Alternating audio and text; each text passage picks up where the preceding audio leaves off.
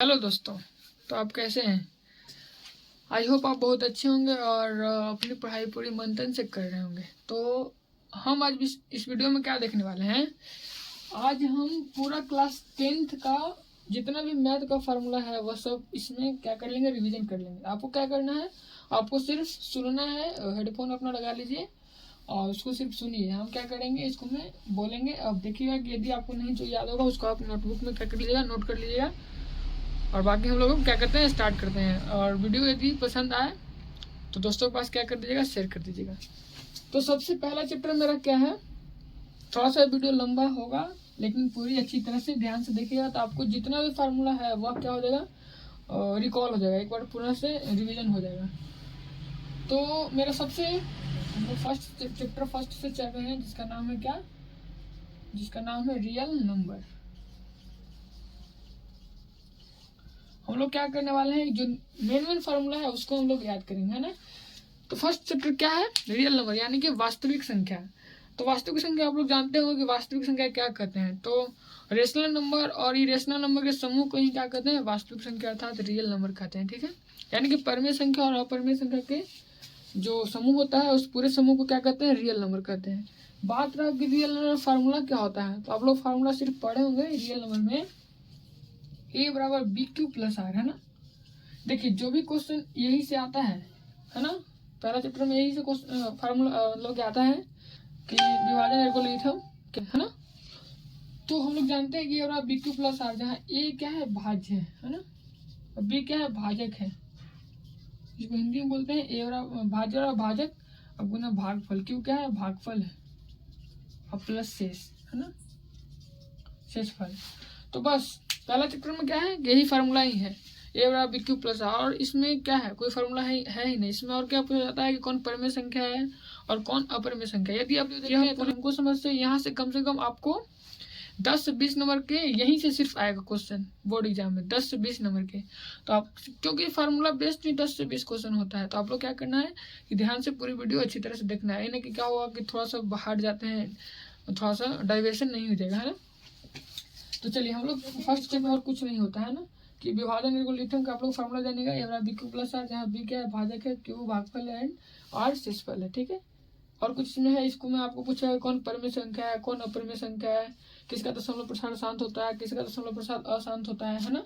तो आप लोग जानते होंगे कि शांत के लिए, शांत किसका दशमलव प्रसार होगा, तो उसका हम हर देखेंगे, हर किस रूप का होगा, जब 2 के पावर m मल्टीप्लाई 5 के पावर n के रूप का यदि है तो उसका दशमलव प्रसार कैसा होगा, शांत होगा, ये आप जानते होंगे, ठीक है ना। और इसके अलावा कोई भी यदि उसके हर के मतलब गुणनखंड करेगा, इसके अलावा कोई अदर आएगा तो उसका दशमलव प्रसार कैसा होता है, अशांत होता है। मतलब इसके अलावा है ना, इसके अलावा मतलब कि कोई भी गुणनखंड में आए, जैसे कि 3 आ जाए, मान लीजिए कि 9 आ जाए, यानी कि 3 के कोई भी मल्टीपल और कुछ भी आ जाए तो उसका दशमलव प्रसार कैसा होगा, अशांत होगा। मतलब कि फर्स्ट चैप्टर में यही है और कुछ तो हमको समस्या नहीं है, ठीक है। चलेंगे हम लोग सेकंड चैप्टर में। सेकंड चैप्टर मेरा क्या है, पॉलिनोमियल यानी कि बहुपद। सेकंड चैप्टर क्या है, बहुपद, है ना। तो बहुपद में आप लोग सबसे पहले जानते होंगे कि बहुपद है ना, बहुपद का व्यापक रूप, है ना। तो बहुपद का व्यापक रूप, इसको आप लोग जानते होंगे कि व्यापक रूप क्या होता है, बहुपद का होता है x square plus b x plus c, जहाँ ए बी सी क्या है, एक अचर राशि। अचर राशि कहने का मतलब कोई भी 1 2 3 4 5 6 कुछ भी हो सकता है, ए बी सी का वन, है ना। तो ये मेरा इसका होगा क्या चाहिए, व्यापक रूप, है ना। यहाँ से पूछा जाता है कि अल्फा प्लस बीटा का फॉर्मूला आप लोग बताइए, है ना। तो अल्फा प्लस बीटा का फॉर्मूला होता है माइनस बी बटे। यहाँ से पूछा जाता है कि अल्फा इंटू बीटा का फॉर्मूला बताइए, तो सी बटे। यहाँ से पूछा जाता है कि द्विघात बहुपद की सूत्र बताइए। द्विघात बहुपद निकालने के लिए क्या है, अल्फा प्लस बीटा का मान दे देगा या अल्फा इंटू बीटा का मान दे देगा, फिर कहेगा कि द्विघात बहुपद बताइए, है ना। तो आप लोग जानते होंगे कि द्विघात बहुपद, है ना, द्विघात बहुपद। तो द्विघात बहुपद का फॉर्मूला होता है x square minus alpha plus beta into x plus alpha into beta, ठीक है। ये मेरा हो गया द्विघात बहुपद के सूत्र, है ना। तो यदि यहाँ से क्वेश्चन कैसा होता है तो आप लोग जानते होंगे क्वेश्चन कैसा होता है ना। मान लीजिए ए का मान दे देगा, यहाँ से बी का मान दे देगा, और फिर क्या है कि इसका द्विघात अल्फा प्लस बीटा वहाँ से निकाल लीजिएगा, अल्फा इंटू बीटा निकाल दीजिएगा, एंड इस फार्मूला पे क्या कर दीजिएगा, रख दीजिएगा, वहाँ से मेरा क्या आ जाएगा, फाइनल आंसर आ जाएगा, है ना। या ऐसा भी होता है कि अल्फा का मान दे देगा, मान लीजिए कि -5 एंड बीटा का मान मिलेगा 4, तो यहाँ से आपको निकाल लेना होगा alpha plus beta and alpha into beta, और फिर इस फार्मूला पे क्या कर देंगे, पुट कर देंगे, है ना। इसको में क्या पूछा जाता है कि इसका मैक्सिमम घात पूछा जाता है। तो मैक्सिमम घात किसको कर, मतलब कि पावर पूछा जाएगा, तो सबसे जो मैक्सिमम पावर होता है वही वाला आंसर हो जाता है ना। घात पूछेगा तो सबसे जो मैक्सिमम पावर होता है वही क्या कहलाता है, घात कहलाता है, ठीक है। तो ये मेरा हो गया क्या चीज, बहुपद का। और इसमें क्या है हमको समझते तो और कुछ ज्यादा फॉर्मूला इसमें नहीं है। नेक्स्ट चैप्टर है, हम लोग चलेंगे। नेक्स्ट चैप्टर है मेरा, नेक्स्ट चैप्टर देखिए, नेक्स्ट चैप्टर है दो चर वाले रैखिक समीकरण, है ना। दो चर वाले रैखिक समीकरण। जो दो चर वाले रैखिक समीकरण में क्या होता है, दो चर वाले रैखिक समीकरण में बेसिक फार्मूला क्या है, आप लोग याद रखिएगा कि यदि A1 बटे, सबसे पहले इसका व्यापक रूप बताइए किस रूप का होता है, व्यापक रूप।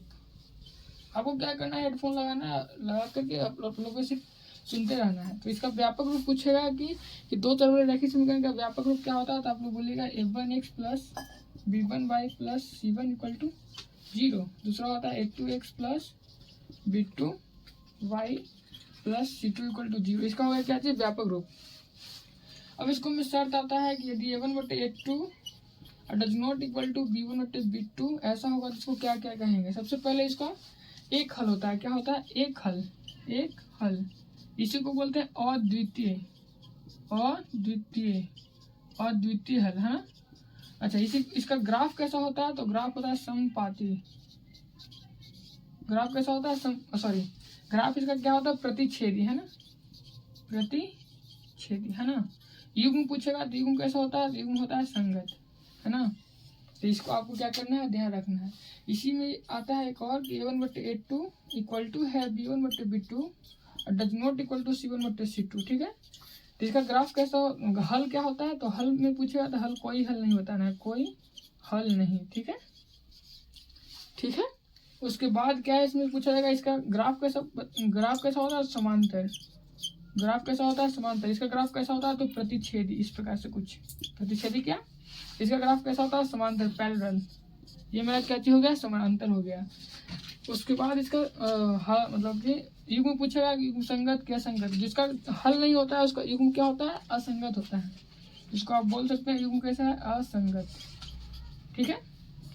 तो ये हमने क्या किया, इसका दो चर वाले रैखिक समीकरण का जो भी फार्मूला था लिखे। एक फार्मूला इसमें और है, वो देखिए, एक फार्मूला और है जिसको बोलते हैं यदि a1 बटे a2 इक्वल टू है b1 बटे b2 इक्वल टू है c1 बटे c2 के, जिसका ग्राफ सबसे पहले हल क्या हुआ, तो इसका हल में पूछे तो इसका हल होता है अनेक हल।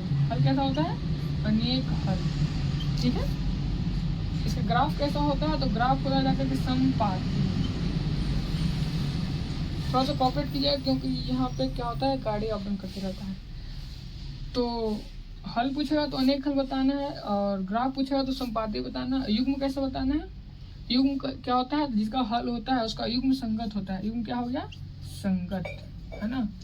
तो ये हमने क्या किया, जो दो चर वाले रैखिक समीकरण था उसका सभी फार्मूला हमने रिवीजन कर लिया। तो आई होप आपको अच्छी तरह से समझ में आ रहा होगा। आपको वीडियो पसंद आ रहा होगा तो दोस्तों बस क्या कीजिएगा, शेयर कीजिएगा, है ना। नेक्स्ट चैप्टर है क्या चीज, जिसका नाम है, नेक्स्ट चैप्टर है उसका नाम है द्विघात समीकरण। जो है चौथा चैप्टर, है ना, द्विघात समीकरण। हम लोग चैप्टर से क्या लेना देना है, हम लोग तो सिर्फ फार्मूला ही रिवीजन कर रहे हैं ना। तो द्विघात समीकरण में क्या होता है, जैसे कि आप लोग अभी पढ़े सेकंड चैप्टर में क्या, बहुपद में क्या था, उसका व्यापक रूप क्या था, व्यापक रूप, है ना। व्यापक रूप क्या था, ax square plus bx plus c equal to c, इतना था इसका द्विघात बहुपद का व्यापक रूप। लेकिन जैसे समीकरण लग जाता है तो इक्वल टू हो जाता है 0, है ना। इसको क्या कहते हैं, द्विघात समीकरण, ठीक है। द्विघात समीकरण बेसिकली हम लोग क्या सीखते हैं, इसको सॉल्व करने के लिए सीखते हैं। यहाँ से x का मान निकालने के लिए सीखते हैं कि x का मान कैसे निकाला जाता है। यहाँ पे बेसिकली हम लोग सीखते हैं श्रीधराचार्य सूत्र को। श्रीधराचार्य सूत्र क्या है, तो आप लोग जानते होंगे। श्रीधराचार्य सूत्र में हमको सबसे पहले डी का फार्मूला याद करना होता है। ये डी क्या है, तो डी विवेचक होता है, विवेचक यानी विविक्त है। इसको बोलते हैं formula B square minus 4ac, ठीक है। यहाँ से हम लोग को निकालना अल्फा बराबर फार्मूला होता है minus b plus root d upon 2a, है ना। यहीं से हम लोग बीटा का मान निकालते हैं, माइनस बी पल और minus root d upon 2a, है ना। तो द्विघात समीकरण में यहाँ पे देखा जाए तो इससे ज़्यादा और कोई फार्मूला नहीं है ना। आप लोग याद रखिएगा कि जो द्विघात बहुपद था उसका ग्राफ कैसा होता है, तो प्रबल अर्थात यू के आकार का होता है ना। ये आप लोग जानते होंगे। और यहाँ से और ज़्यादा कोई फार्मूला नहीं होता है, इसी फार्मूला का यूज होता है और फिर हम लोग अल्फा और बीटा का मान निकालते हैं, है ना। फिर यहीं पे पूछता है कि मतलब कि संबंध बताइए, सत्यता की जांच कीजिए, है ना। तो और इसमें कोई फार्मूला नहीं है, ठीक है। इतना याद रखिएगा, आपको क्वेश्चन क्या हो जाएगा, बन जाएगा। नेक्स्ट हम लोग देखेंगे चैप्टर नंबर मेरा क्या आ गया, 5। चैप्टर नंबर क्या है, 5 है। चैप्टर नंबर 5 इसको बोलते हैं एपी, यानी कि अर्थमेटिक प्रोग्रेशन, समांतर श्रेणी। समांतर श्रेणी। अच्छा, यह जो चैप्टर है 5, यहाँ से क्वेश्चन बहुत ज्यादा ही पूछे जाते हैं, है ना। तो समांतर श्रेणी किसको कहते हैं, एपी। इसको शॉर्टकट में क्या कहते हैं, एपी। इसको फुल फॉर्म होता है अर्थमेटिक प्रोग्रेशन। इसमें क्या होता है कि कोई समांतर श्रेणी सबसे पहले कहते हैं क्या चीज किसको, तो बहुत सारा यहाँ पे अंक दिया होगा, उसका अंतर क्या होगा, सेम होगा। जैसे कि मान लीजिए कोई एपी डिसाइड करना होगा कि आपको कि एपी कौन है, एपी कौन नहीं है, तो इसका क्या देखेंगे, अंतर देखेंगे। जैसे कि मान लीजिए कि 2, 4, 6, 8 डॉट डॉट, आपको कोई बोले कि यह एपी है कि नहीं, तो एपी चेक करने के लिए हम लोग क्या देखते हैं, इसका डिफरेंस देखते हैं। 2 अंकों का डिफरेंस देखेंगे, यदि डिफरेंस सेम है, जैसे कि 4 में से 2 गया तो 2 बचेगा, 6 में से 4 जाएगा तो 2 बचेगा, 8 में से 6 जाएगा तो 2 बचेगा, इसका मतलब क्या है कि यह एपी में है। लेकिन यदि यही क्वेश्चन कुछ ऐसा कह दे कि हमको बताइए क्या यह एपी है, 2, 3, 5, 4, 1, अब कहेगा कि यह एपी है कि नहीं, तो क्या कहेंगे, सबसे पहले देखेंगे कि देखते हैं इसका अंतर क्या है। यहाँ पे 1 अंतर आ रहा है, यहाँ पे 2 अंतर आ रहा है, यहाँ पे -1 अंतर आ रहा है, इसका मतलब यह है कि इसका अंतर क्या आ रहा है, डिफरेंस आ रहा है, यानी कि यह एपी में नहीं है ना, समांतर श्रेणी यह नहीं है, ठीक है। बाकी कुछ भी हो सकता है, जीपी हो सकता है ना, और कुछ भी हो सकता है, उसको से हमको मतलब नहीं है, लेकिन यह एपी नहीं है, ठीक है। तो एपी में बेसिकली फार्मूला आपको जो हम बताते हैं वो सिर्फ आप याद रखिए, आपको क्वेश्चन 100% बनेगा। जैसे कि देखिए, इसको हम सबसे पहले आपको याद रखना होगा कि ए को क्या कहते हैं, प्रथम पद। ऐसे भी ये सबसे पहला पद है, इसको याद करने वाला क्या बात है, इसको ऐसे ही बोलते हैं प्रथम पद, ठीक है। इसको मैं आपको याद रखना होगा कि एन को क्या कहा जाता है, तो एन बोलिए, या फिर इसी को कहा जाता है एल, इसको कहा जाता है, या फिर इसी को और रूप से दर्शाया जाता है टीएन द्वारा। इस सभी को क्या कहते हैं, अंतिम पद। क्या कहते हैं, अंतिम पद, है ना, अंतिम पद, ठीक है। दूसरा, इसको मैं डी, वहां पे डी वो पढ़े थे कैपिटल वाला डी, इसको कहते थे विभक्तर, है ना, द्विघात समीकरण में। लेकिन यहाँ पे डी क्या है, यहाँ पे सार्व अंतर है, सार्व अंतर, ठीक है, सार्व अंतर। अच्छा, हमको पास ब्लू पेन भी है, इसका भी यूज कर लेते हैं, ठीक है। अब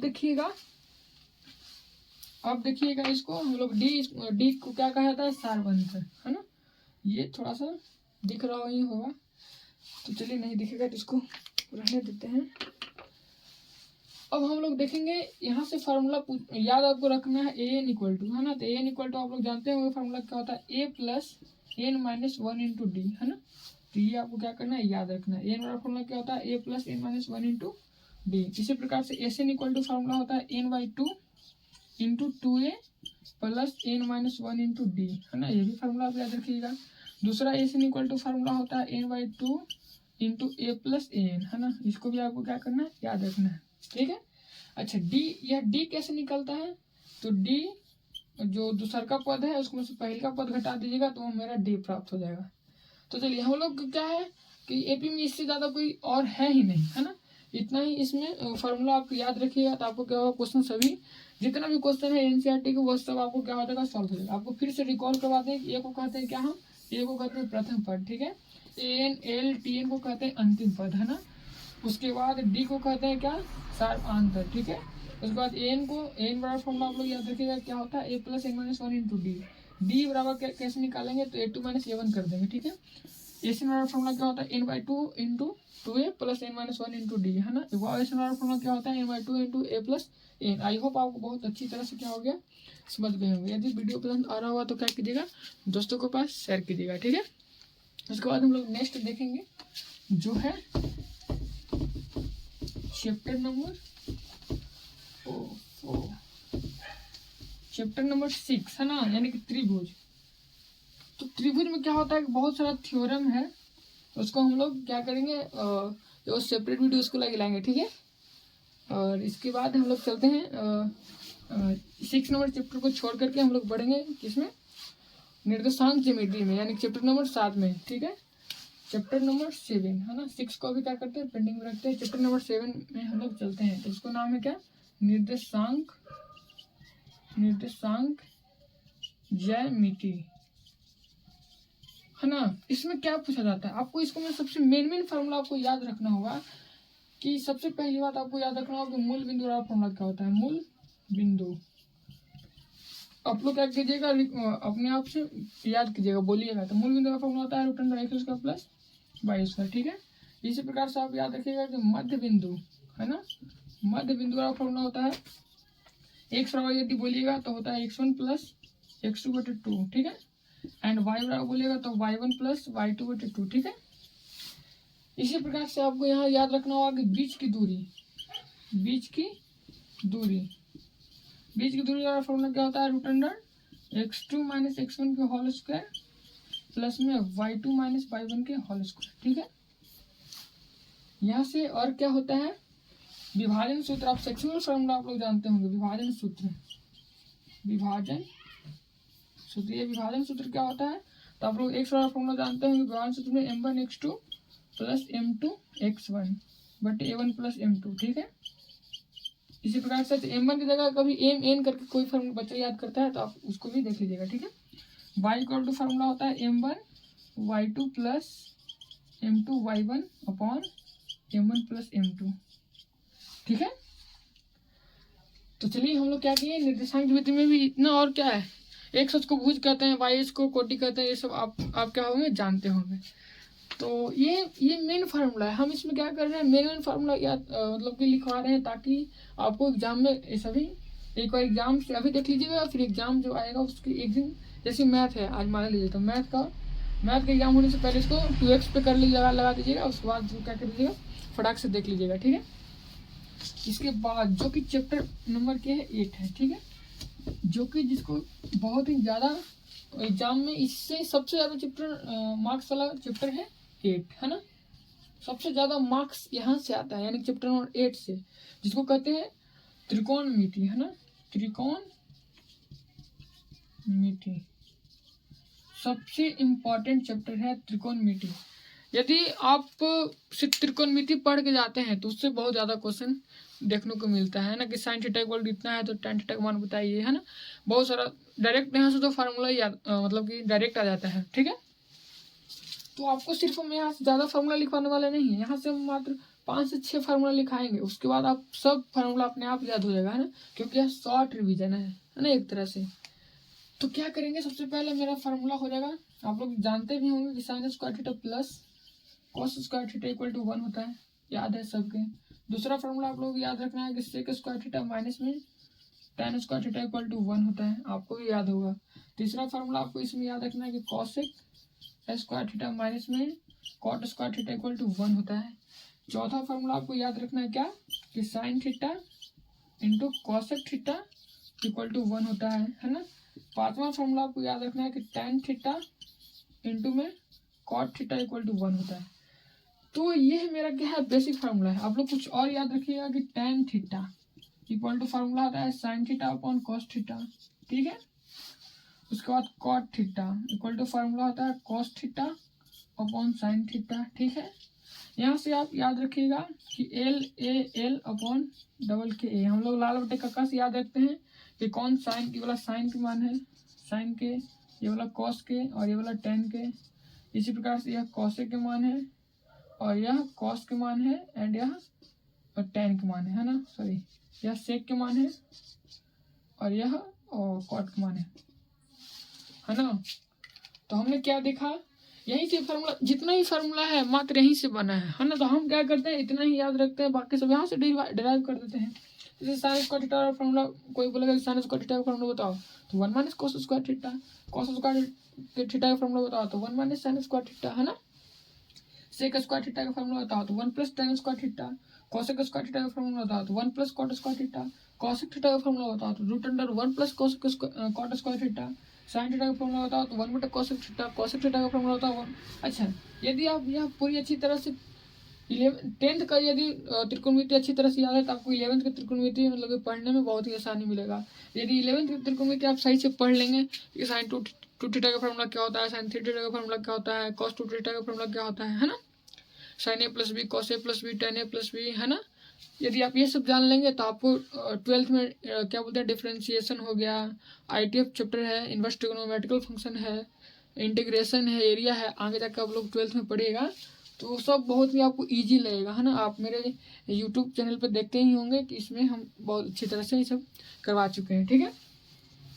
तो ये हमने क्या किया, बहुत ही सिंपल तरीका से हम लोग त्रिकोणमिति के फॉर्मूला याद कर लिए। इसको में मान सारणी होता है तो मान सारणी आपको मालूम होगा कि साइन 0 डिग्री का मान कितना होता है, तो 0 साइन 30 के 1/2, साइन 45 के 1/2, साइन 60 के √3/2, साइन 90 के 1/1, है ना।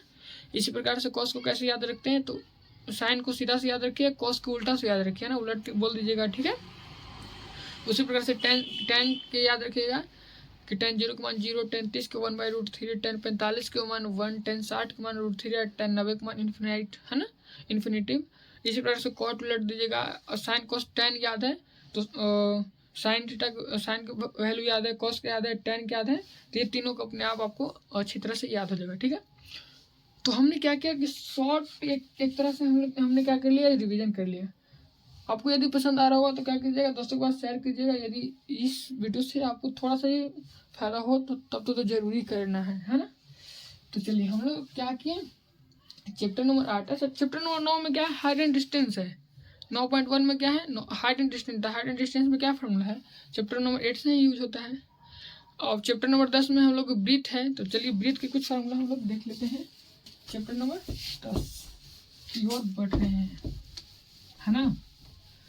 तो चैप्टर नंबर 10 में क्या है मेरा, ब्रीथ।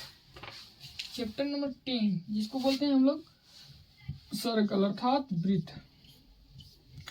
इसको में आप लोग याद रखना है बस, ब्रीथ का क्षेत्रफल, ब्रीथ का जो हम बता रहे हैं उसके से ज़्यादा फार्मूला आप याद भी नहीं रखिएगा, ताकि बहुत सारा याद आपको रखना होगा आगे चल के। तो ब्रीथ का क्षेत्रफल क्या होता है, अभी एग्जाम के लिए पाई स्क्वायर आपको 100% याद रखना है, ठीक है। ब्रीथ का परिधि क्या होता है, परिधि, है ना। आप लोग परिधि जानते हो, ब्रीथ का परिधि होता है 2πr, है ना। यहाँ सबको क्या पूछेगा, त्रिज्य खंड के क्षेत्रफल पूछेगा, त्रिज्य खंड, है ना, त्रिज्य खंड का क्षेत्रफल। तो आपको याद रखिएगा त्रिज्य खंड का क्षेत्रफल होता है θ/360 और गुना में πr², है ना। यहाँ से पूछ देगा कि त्रिज्य खंड का परिमाप, है ना, त्रिज्य खंड, या यहाँ से पूछ देगा चाप की लंबाई, है ना, चाप की लंबाई, याद आपको रखना है लंबाई, तो वो होता है θ/360 मल्टीप्लाई 2πr, है ना। ये सभी आपको क्या करना है, याद रखना है। यहाँ से आपको याद रखिएगा कि डी बराबर फॉर्मूला क्या होता है 2r, है ना। डी बराबर फॉर्मूला क्या होता है 2r, इसीलिए यहाँ से r बराबर लिख सकते हैं /2। यदि आप इतना भी याद रखते हैं, यहाँ पे पाई क्या है, तो पाई एक अपरिमेय संख्या है, पाई एक कैसी संख्या है, पाई एक इरेशनल नंबर है, ठीक है, पाई एक इरेशनल नंबर है ना।